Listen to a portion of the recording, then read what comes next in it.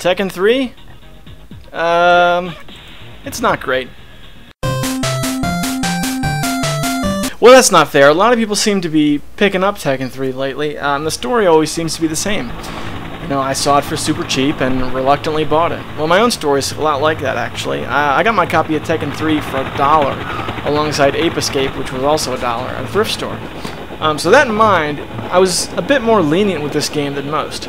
The Tekken series has been with the PlayStation since the beginning. The first one was one of those mammoth cases they released when PlayStation games came out in that first year, often referred to as long box games. Tekken 3, however, came out in 1999. It was pretty fun, but the most common complaint I hear about Tekken 3 is this: any kid can button smash their way into beating a pro. The fact is, there are so many button combinations available for each character. If you just randomly mash the buttons, you're more likely to pull something off than actually studying the moves. Whereas if you try and learn them, it takes tons of practice, and the end result is you can really try and get good at the game, and some kid can just wipe the floor with you.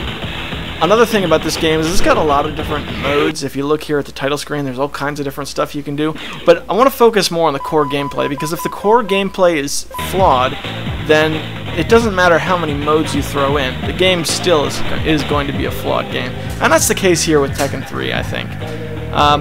One of the nice things about the game is that when you're continuing through the story mode or the arcade mode and you get defeated, since you can't reselect a character, it does not need to reload the stage.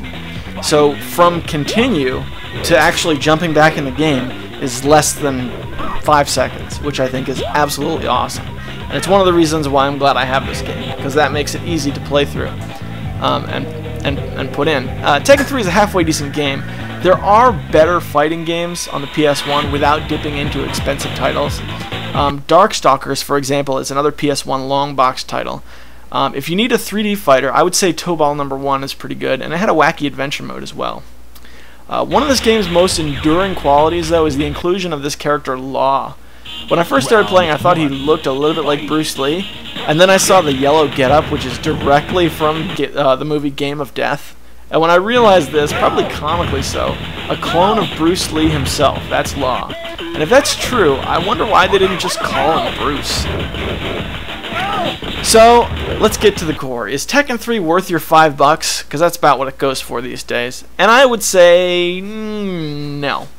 The PS1 is a wide variety of games which are absolutely great, but haven't entered that nostalgia fee price basket that the good NES games, i.e. $12 for Contra being considered a good price, have obtained.